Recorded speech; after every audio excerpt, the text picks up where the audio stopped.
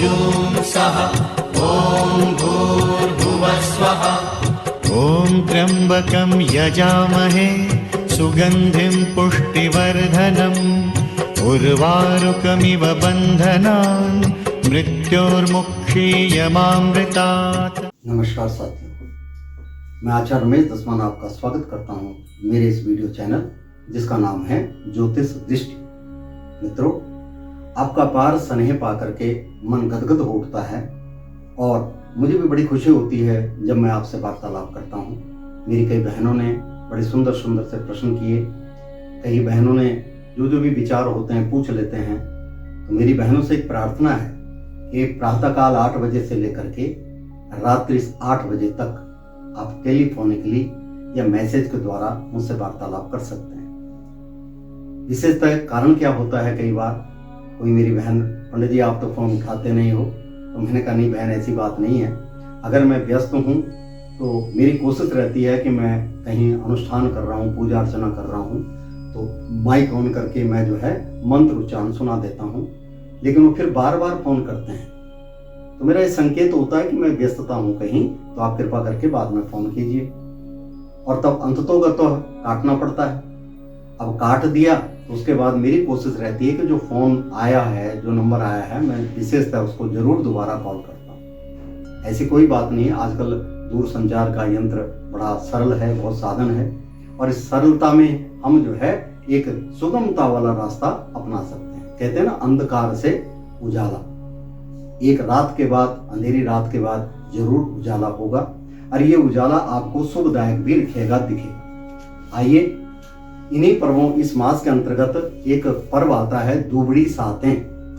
दुबड़ी सातें में माताएं अपने संतान के लिए अपने हाथ पे धागा बांधती हैं। ये त्योहार भादों सुदी सातें को आता है। इस दिन दुबड़ी की पूजा करनी चाहिए। एक पट्टे पर दुबड़ी, कुछ बच्चों की मूर्ति, सर्पों की मूर्ति, एक मटका और एक औरत का चित्र मिट्टी से बना लें और उनको चावल, जल, दूध, रोली आटा, घी, चीनी मिलाकर लोई बनाकर उनसे पूजें। दक्षिणा चढ़ावें, भीगा हुआ बाजरा चढ़ावें, मोठ बाजरे का बायना निकालकर सासू जी को पाए लगाकर दे दें।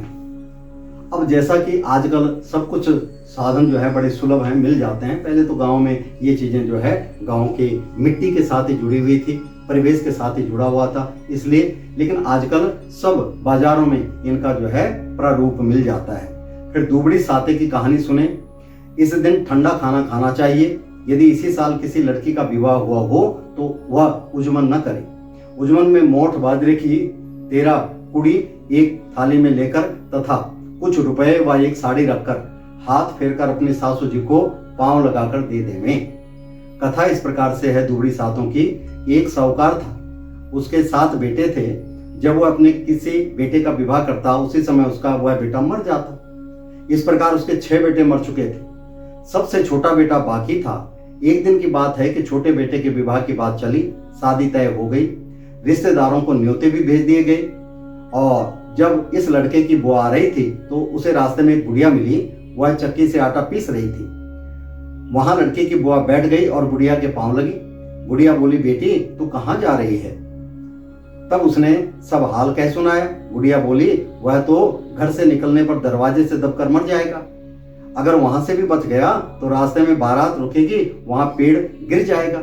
अगर वहां से भी बच गया तो ससुराल में दरवाजा गिरने पर दबकर मर जाएगा।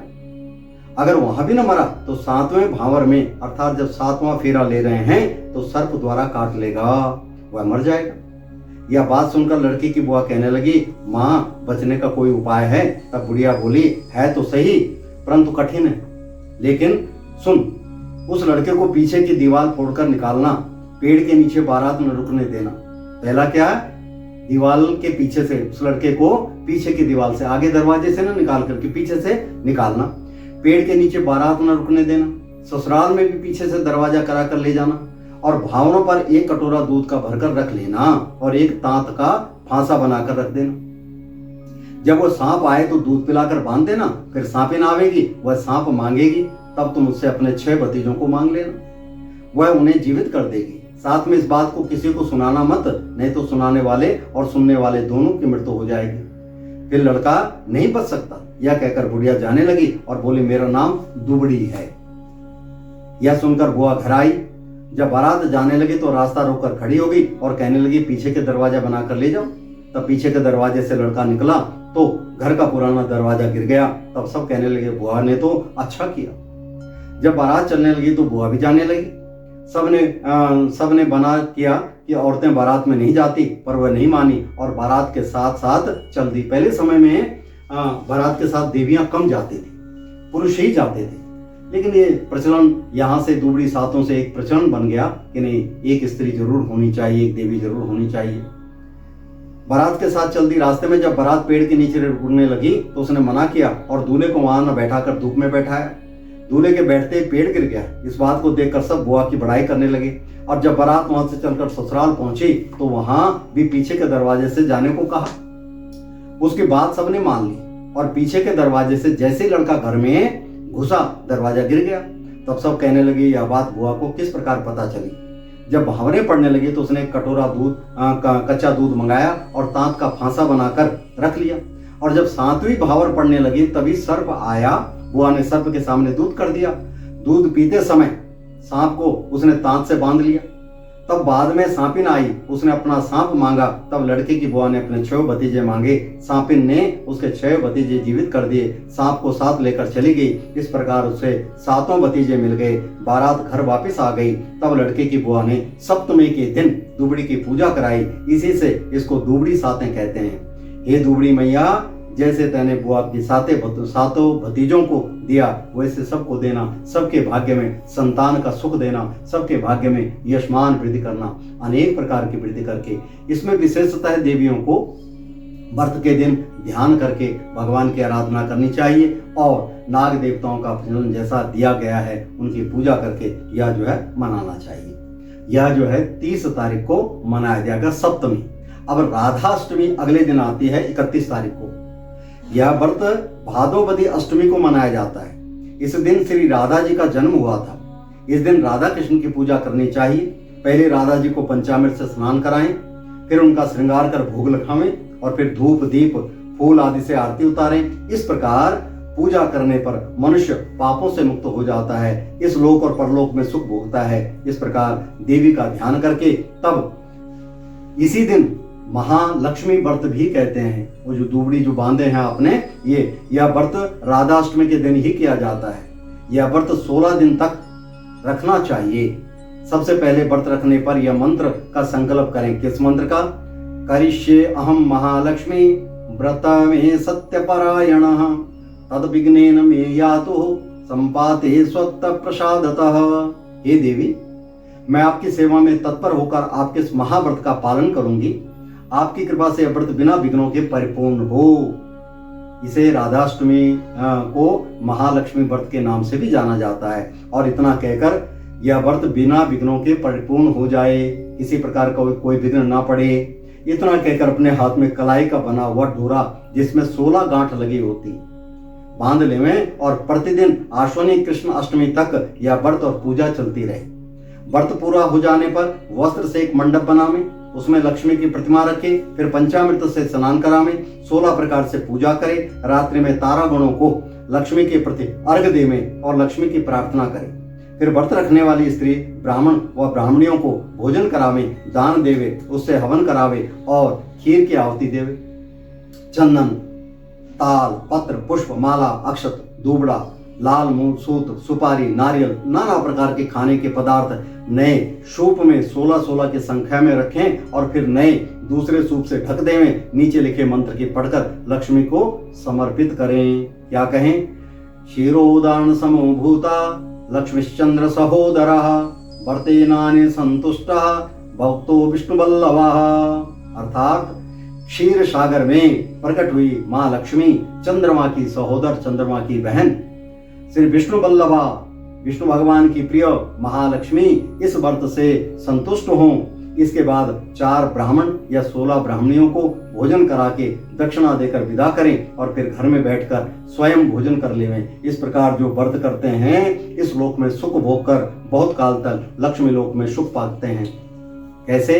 धन धान्य की वृद्धि होती है, परिवार में सुख समृद्धि होती है, पति पत्नी में किसी प्रकार का मनमुटाव हो तो इस महालक्ष्मी व्रत के द्वारा वह दूर होता है। संतान के लिए किसी प्रकार का कोई अरिष्ट ग्रह चल रहा हो तो उसके द्वारा भी इसका जो है समावेश होता है।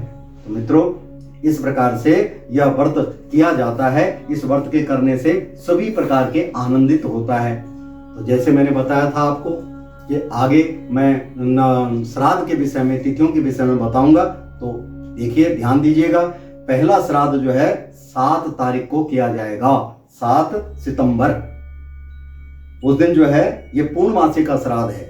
इसे प्रोष्ठपति और महालय श्राद्ध भी कहते हैं। यहां से श्राद्ध पक्ष शुरू हो जाता है।